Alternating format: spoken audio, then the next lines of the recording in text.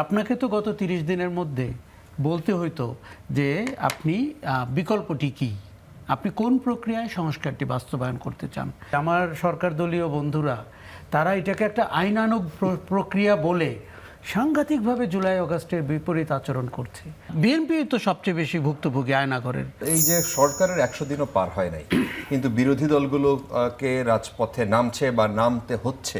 তাহসিন রিয়াজ যেভাবে বলছিলেন যে তারা আসলে যে গণরায় গণভোট সেটাকে অগ্রাহ্য করে একেবারেই না মেনে সংবিধান সংস্কার পরিষদকে একেবারে ডিনাই করে তারা যেভাবে মানুষ এবং জামায়াতের আমির কালকে যে ব্রিফিংটা করেছেন তিনি বলেছেন যে মানুষকে যেহেতু সম্মান দেয় নাই, মানুষের মতকে যেহেতু গ্রহণ করেন নাই এই সংসদ নেতা বা সরকারি দল, সেহেতু তারা কি করবেন, তাদের আর কি করার আছে?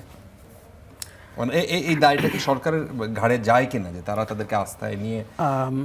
দেখুন, ৭ দিন হয়েছে সংসদ অধিবেশন হয়েছে এবং সরকার, আপনি ঠিকই বলেছেন, ১ মাসের মতো বয়স, কিন্তু এটা তো একটা ভাইটাল কোশ্চেন যে আপনি নির্বাচিত সরকার হিসাবে বা সংসদে আপনার এরকম 2/3 মেজরিটি আছে, আপনি সংস্কার প্রশ্নে কিভাবে ব্যবহারটা করবেন।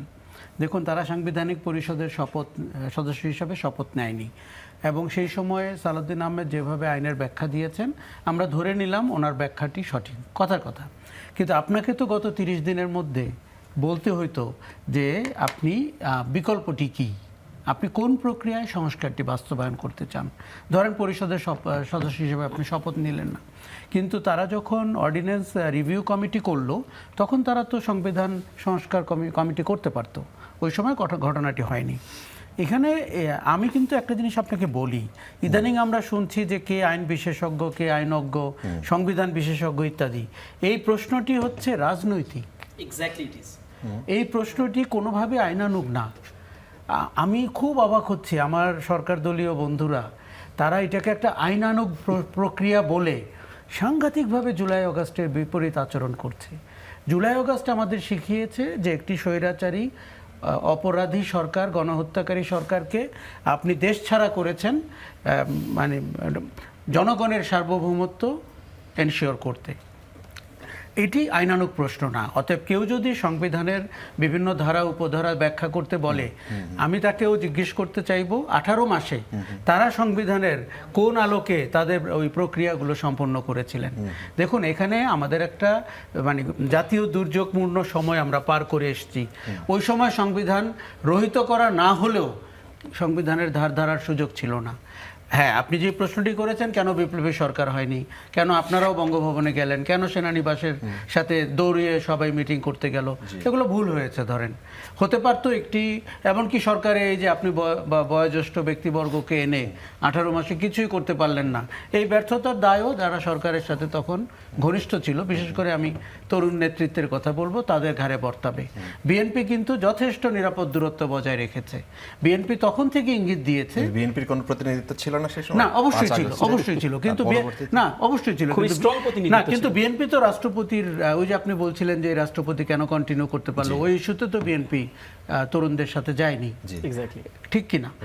আমি একটা কথা বলি, 5ই আগস্ট একটা অবাক বিস্ময়ের ঘটনা ঘটে গেছে।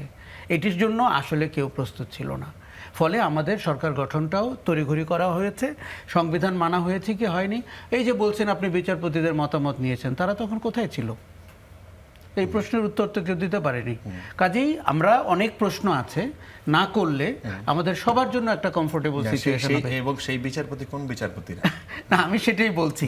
এখন শুনেন, আপনি এখন ক্ষমতায় সরকারে গেছেন, সংসদে দাঁড়িয়ে 30 মিনিট কথা বলতে পারেন, তাই বলে আপনি একপাক্ষিকভাবে সংবিধানকে একমাত্র আপনি ধারণ করেন, এই আচরণটি আমার ধারণা জুলাই আগস্টের সাথে যাচ্ছে না। আবার সেই কথাটি এটি আইনের প্রশ্ন না, এটি রাজনীতির প্রশ্ন। আপনি কি বাংলাদেশের রাজনৈতিক সদিচ্ছা আছে কি না রাষ্ট্রের সংস্কার করার, রাজনীতির সংস্কার করার, সুশাসন নিশ্চিত করার এবং সাংবিধানিক প্রতিষ্ঠানগুলোকে জনগণের অভিপ্রায় অনুযায়ী পরিচালনা করার? দেখুন, বিএনপি বারবার এখন বলছে যে আমরাও অক্ষরে অক্ষরে জুলাই সনদ বাস্তবায়ন করতে চাই এবং আদেশটি হচ্ছে প্রতারণার দলিল, তাই তো? আমরা ধরে নিলাম যে আপনি এখন অক্ষরে অক্ষরে বাস্তবায়নটি করুন।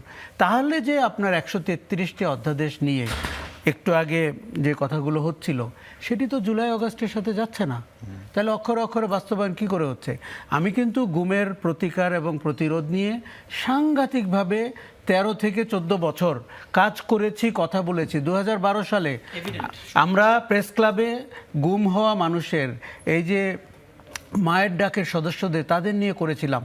তখন মনে হচ্ছিল দেশটা একটা বোবা দেশ, বুদ্ধিজীবীরা পক্ষ নিয়ে নিয়েছে, মিডিয়া তো সাংঘাতিকভাবে মেরুদণ্ডহীন, আর আওয়ামী লীগের হাতে বাংলাদেশ রাষ্ট্রের সব কলকবজা চলে গেছে। তখন আমরা উদ্যোগ নিয়েছিলাম যে এইভাবে মানুষ হারিয়ে যেতে পারে না। আপনি জীবন থেকে রাস্তায় হাঁটছেন, হারিয়ে গেছেন, 4 বন্ধু মিলে চা খাচ্ছেন, 4 জনই গুম হয়ে গেছে। এই রাষ্ট্রে তো এই ঘটনাগুলো ঘটেছে। এখন শুনেন, এই কমিশনকে যদি আপনি বাদ দেন তাহলে আপনি কি করে, বিএনপি তো সবচেয়ে বেশি ভুক্তভোগী আয়নাঘরের গুম হওয়ার, ইলিয়াস আলী, চৌধুরী আলম, এই নামগুলো কি তাদের দলের না?